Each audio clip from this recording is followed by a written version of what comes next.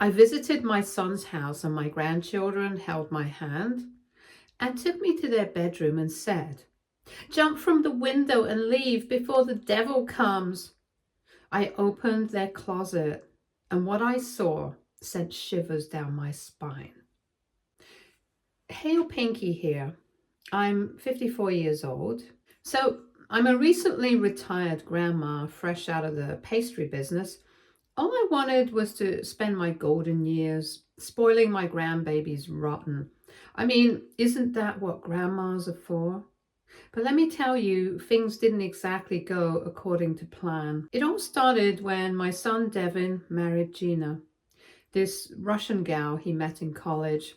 Now, don't get me wrong, I was thrilled for them. Devin was head over heels, and I thought I'd finally have the daughter-in-law I always wanted. Boy, was I in for a surprise. At first, everything seemed peachy. Gina was all smiles and hugs and called me Mama Pinkie and asked for my recipes. I remember the day they announced their engagement. We were all gathered for a family dinner and Devin stood up, clearing his throat nervously. "Everyone, Gina and I have some news." Gina beamed up at him, her eyes sparkling. "We're getting married." The room erupted in cheers and congratulations. I rushed over to hug them both, tears in my eyes. "Oh, my babies, I'm so happy for you." Gina hugged me tight, whispering in my ear, "Thank you, Mama Pinkie. I can't wait to be part of this family."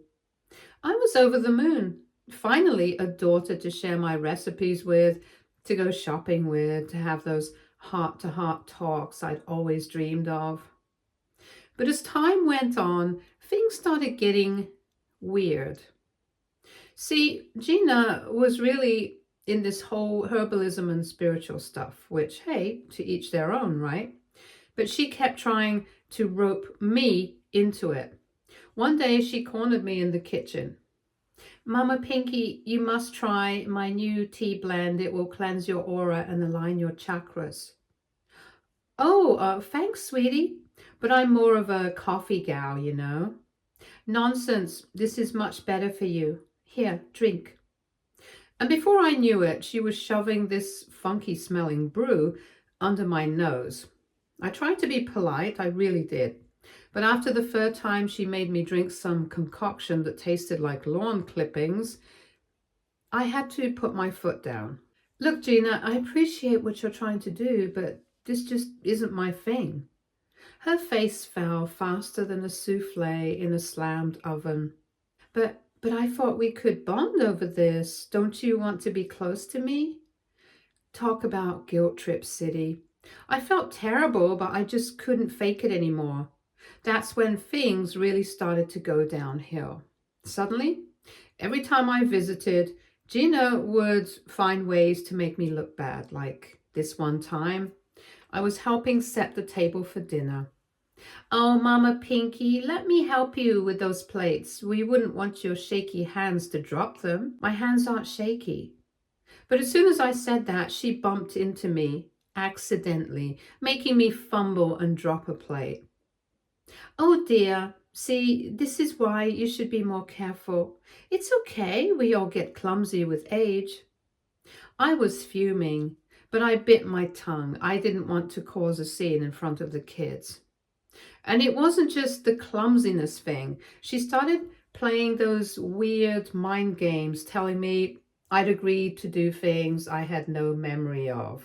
"Mama Pinkie, did you forget to water my special herbs again? You promised you'd do it every day this week." "I did? I don't remember that at all." "It's all right. I know memory can be the first thing to go." I swear you all, I was about ready to lose it, but I didn't want to be that overbearing mother-in-law you see on TV. So I started distancing myself, only visiting when Devin was home. Problem was, I missed my grandbabies something fierce. Malcolm and Maxine were growing up so fast, and I was missing it all because I couldn't deal with their mama's weirdness. I remember one particularly heartbreaking moment when I overheard Malcolm talking to Devin when I was on the phone with him one night. "Daddy, why doesn't Grandma Pinkie come over anymore? Doesn't she love us?" "Of course she loves you, champ. She's just busy." "But she used to come all the time. Did we do something wrong?" I knew I had to do something, but I was at a loss. That's when I decided enough was enough. I've been running my pastry shop for over 30 years, and it was time to hang up my apron. My youngest son, Lillard, had been working with me since he was knee-high to a grasshopper. He knew that place inside and out, so I felt good about leaving it in his capable hands. The day I handed over the keys, I made myself a promise. No more tiptoeing around Gina. I was going to be the best dang grandma those kids ever saw. Passive-aggressive daughter-in-law be damned. "Mom, are you sure about this? The shop's been your whole life." "Honey, you and your brother are my whole life. And those grandbabies, they're my future. It's time for me to focus on what really matters." He hugged me tight, tears in his eyes. "I promise I'll make you proud, Mom." "You already do, sweet pea, every single day." So fast forward to last week. I've been trying to get in touch with Devin and Gina for days, wanting to set up a visit, but it was like they'd fallen off the face of the earth. No response to my texts, calls going straight to voicemail. I was starting to get worried. I left message after message. "Devin, honey, it's Mom again, just checking in. Give me a call when you can, okay?" "Gina, sweetie, it's Mama Pinkie. Haven't heard from you in a while. Everything all right?" But nothing, nada, zilch. Finally, I couldn't take it anymore. I hopped in my car and drove over to their place, figuring I'd surprise them. Maybe bring some peace offerings in the form of my famous snickerdoodles. I pulled up to their house and something felt off. Devin's car was gone, which made sense because he should have been at work. But Gina's beat-up old Volvo was missing too. Now, Gina was a proud stay-at-home mom. She was always going on about how important it was to be there for the kids 24/7. So where the heck was she? I rang the doorbell, half expecting no one to answer, but then I heard little footsteps running towards the door. "Who is it?" "It's Grandma Pinkie, sugar. Is your mama home?" I heard some whispering, then the sound of the lock turning. The door creaked open, and there were my grandbabies, looking up at me with those big brown eyes. "Grandma, you're here!" She launched herself at me, nearly knocking me over. I scooped her up, breathing in that sweet little girl smell of strawberry shampoo and fruit snacks. "Hey there, munchkins, where's your mama?" Malcolm shuffled his feet, looking nervous.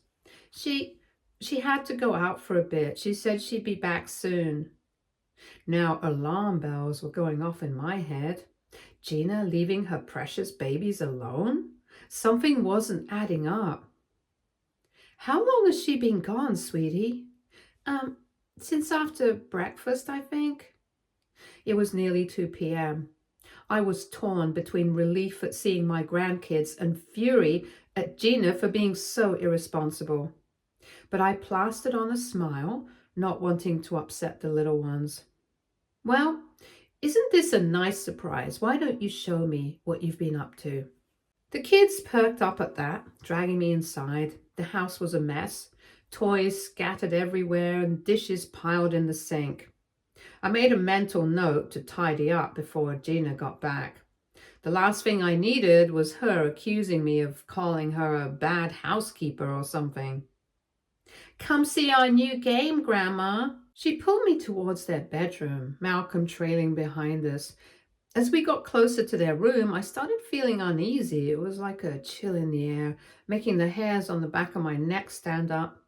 We stepped into the kids' room and my unease grew. Something about the atmosphere felt heavy and oppressive. The curtains were drawn, leaving the room in shadows despite it being the middle of the day. We've been playing hide and seek with Mr. Whiskers. Mr. Whiskers? Yeah, he's our new friend. Mama introduced us to him. Now, I'm not one to judge imaginary friends. Kids have wild imaginations after all, but something in the way they said it made my skin crawl. That's nice, sweetie. Where does Mr. Whiskers like to hide? Malcolm pointed to the closet, his little face serious. In there, but sometimes he gets mad if we find him too fast. I was about to ask what he meant by that when Maxine tugged on my sleeve, her eyes wide and scared. Grandma, you should go now before the devil comes. My blood ran cold. What in the world? Maxine, honey, what are you talking about? Yeah, you got to jump out the window and leave. It's not safe when Mama does her special prayers. I knelt down, taking their little hands in mine. Babies, I need you to tell me what's going on. What special prayers? The kids exchanged looks, like they were deciding whether to spill the beans. Finally, Malcolm spoke up. Mama makes us do meditation with her every day, but sometimes she starts saying scary words we don't understand. And the room gets cold and we hear noises. Maxine burst into tears. And if we're bad, she says she'll put something scary in the closet to teach us a lesson. I felt sick to my stomach. What kind of twisted game was Gina playing with these innocent children? It's okay, sweethearts. Grandma's here now. Nothing's going to hurt you. I stood up, my knees creaking in protest, and made my way to the closet. The kids huddled behind me, clutching at my skirt. Grandma, don't. Mr. Whiskers might get mad. But I had to know what was going on. With a deep sigh, I threw open the closet door. At first, I didn't see anything out of the ordinary. Just clothes and toys, normal kid stuff. But then, tucked away in the back corner, I spotted something that made my blood run cold. It was an Ouija board, but not like any I'd ever seen before.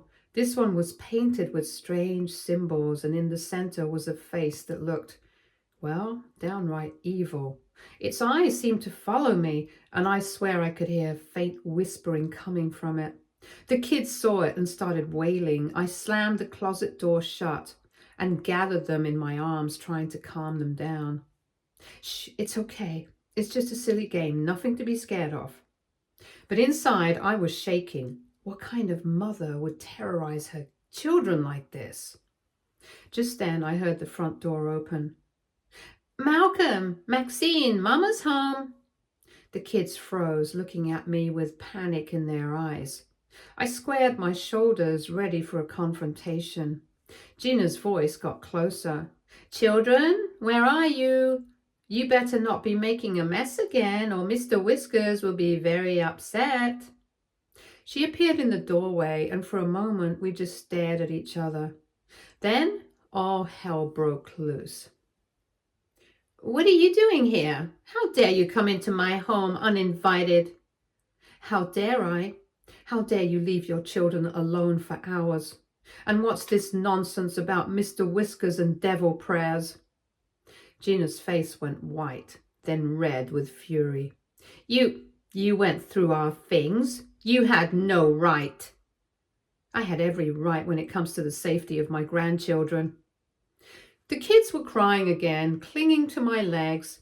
Gina tried to approach them, but they shrank away from her.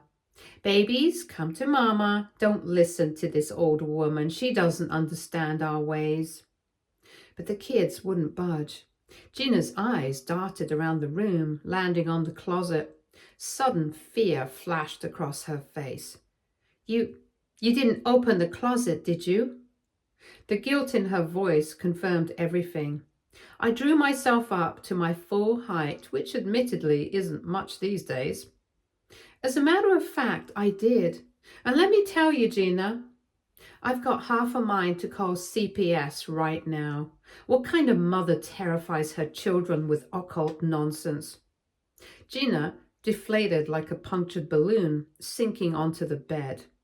You don't understand. It's not what you think. Oh, then please enlighten me.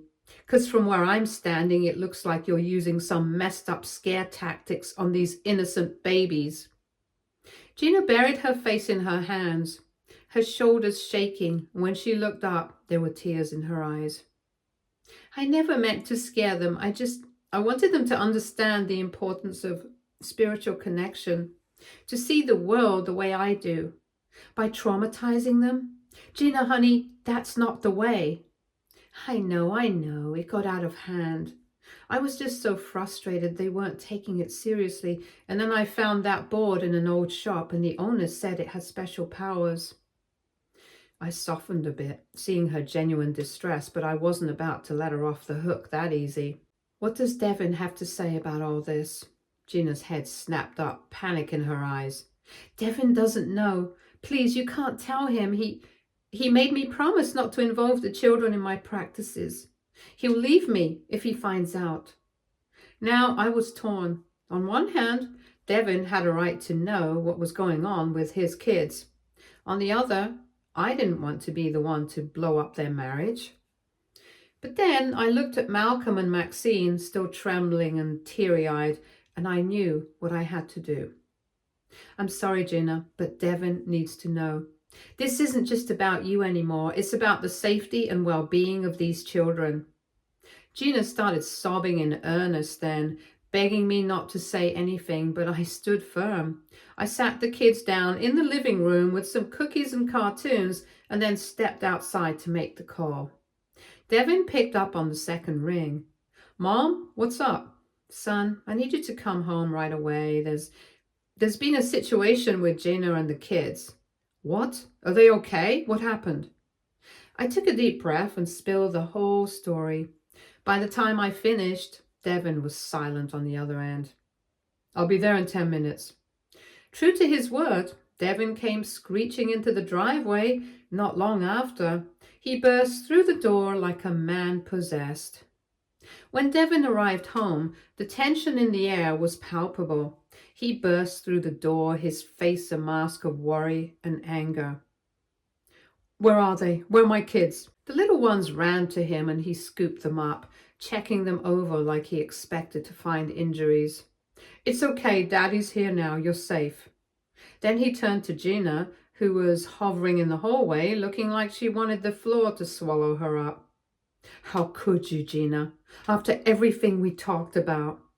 Devin, please, I can explain. But Devin wasn't having it. No, I don't want to hear it. Not in front of the kids. Mom, can you help the kids pack an overnight bag? I want them to stay at your place, okay? No! Can we please stay with Grandma? Yes, please, even for a little while. Yes, babies, of course. Mommy and I need to talk. He took her to the kitchen, where they would undoubtedly have an uncomfortable conversation about Gina's parenting or lack thereof. I went upstairs to help the kids navigate that nightmare of a closet, doing my best to grab the essentials as fast as I could so that they didn't have to stay in there for long. I told them they could play in the living room while we waited for Mommy and Daddy to come out. I left them in the living room to go and deal with the thunderstorm that was brewing. What the hell is wrong with you, Gina? What were you thinking? Gina flinched at the volume of his voice, shrinking back against the wall. Devin, please, I can explain. But Devin was on a roll, his fear for his children overpowering any sense of calm. Explain? Explain what? How you left our kids alone for hours? How you've been terrifying them with this occult nonsense?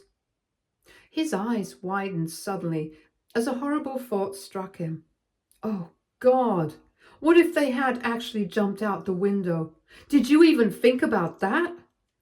Gina's face went pale. What? Jump out the window? What are you talking about? Devin turned to me, his eyes wild. Mom, you said they told you to jump out the window, right? I nodded, feeling sick to my stomach. That's right. They said it wasn't safe when their mama does her special prayers. Gina let out a choked sob, sliding down the wall to sit on the floor. I didn't mean. But Devon wasn't finished. He whirled back to Gina, his face low and dangerous now. How often, Gina? How often do you leave them alone like this? Gina struggled to form words, her mouth opening and closing like a fish out of water. It's not, I don't, answer me, Devon shouted, making both Gina and me jump. I don't know. Sometimes I need to get out to clear my head, to run some quick errands. But never for long, I swear. Devon ran his hands through his hair, looking like he was about to pull it out. I can't believe this. I trusted you, Gina, with our children. How could you? I decided it was time to intervene before things got even more heated. Devon, honey, why don't you take a breath? The kids are safe now. That's what matters. Devon turned to me, his eyes softening slightly. You're right, Mom. Where are they now? Have they packed? In the living room, and yes, they have their stuff ready. You are not taking my children. Don't you dare speak to my mother that way. You've been treating her like the dirt on your shoes for ages when she was right about you all along. Now, Devon, I don't care, Mom. My kids were in danger. You're a terrible mother, Gina, and you'll be lucky if I let you see them ever again. Gina was on the verge of tears all over again, and I was trying to defuse the situation, remembering the kids were only a couple of meters away. I think that we should get going and give you two a chance to figure things out.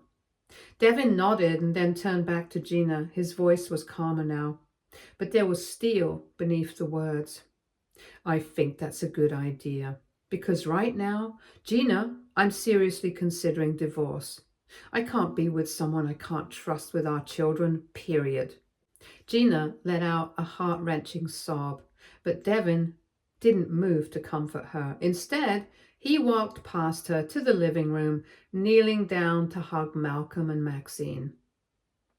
All right, kiddos, like I said earlier, you're going to have a little vacation at Grandma's house. I think you've been so good and you guys deserve it.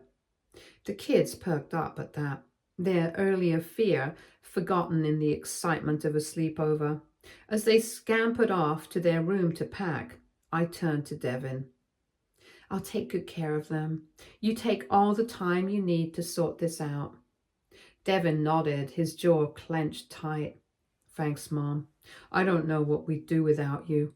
I squeezed his arm reassuringly and then helped the kids load the car. I could hear Devon and Gina's voices rising and falling back inside the house. But I tried to keep the children distracted with talk of all the fun things we'd do at my house. Once the kids were packed and settled in the car with some toys, I went to find Devon and Gina and give my final goodbyes.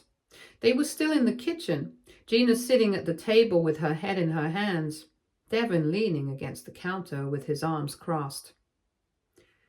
The kids are ready to go. Is there anything else you need before we leave? Devon shook his head. No, Mom, just take care of them, okay? Always. Gina looked up at me, her eyes red and swollen. Mama Pinkie, I'm so sorry for everything. I never meant for it to go this far. I mean it.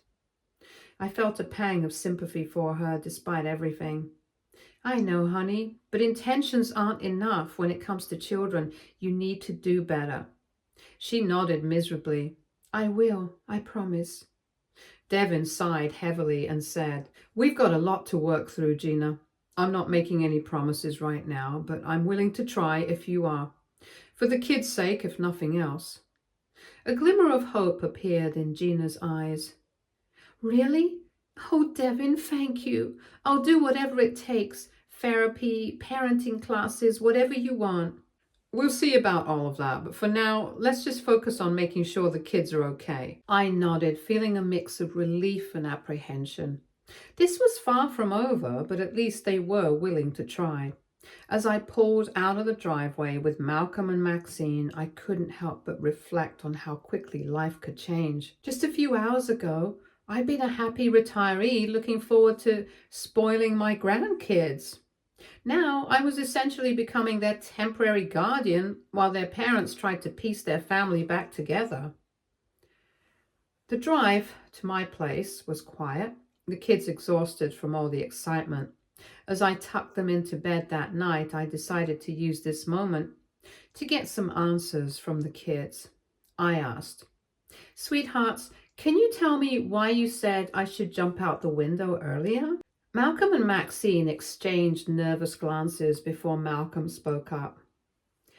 It's the closest way out, Grandma. Sometimes when Mummy does her special prayers, we get so scared that we're afraid it might attack us out of nowhere. The window seemed safest. My heart broke hearing their explanation. These poor babies living in constant fear in their own home. I hugged them close, fighting back tears. "Oh, my darlings, you don't have to be scared anymore. Grandma's here now, and we're going to make sure you're safe, okay?" They nodded, clinging to me like little koalas, and then Maxine looked up at me with those big brown eyes. "Grandma, is Mummy in trouble?"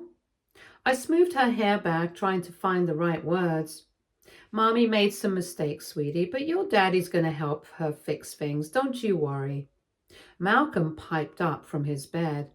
"Can we stay with you forever, Grandma?" My heart broke a little at that. "Oh, sugar, we'll see what happens. For now, let's just focus on having some fun together, okay?" They nodded, snuggling down into their blankets. I kissed them goodnight and headed to my own room, my mind whirling with everything that had happened. The next few weeks were a whirlwind. Devin and Gina started counseling both as a couple and individually. Gina agreed to get rid of all her spiritual items and focus on more positive ways to connect with the kids. The children stayed with me most of the time, which was honestly a dream come true. We baked cookies, went to the park, and had some movie nights cuddled up on the couch. Slowly but surely, I saw the fear leave their eyes, replaced by the carefree joy that all children should have.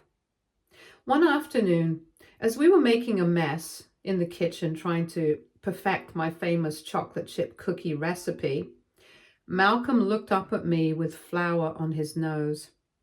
"Grandma, why does Mommy do all that scary stuff?" I paused, trying to find the right words. "Well, sweetie, sometimes grown-ups make mistakes. Your mommy thought she was doing something good, but she didn't realize it was scaring you." "But why didn't she stop when we told her we were scared?"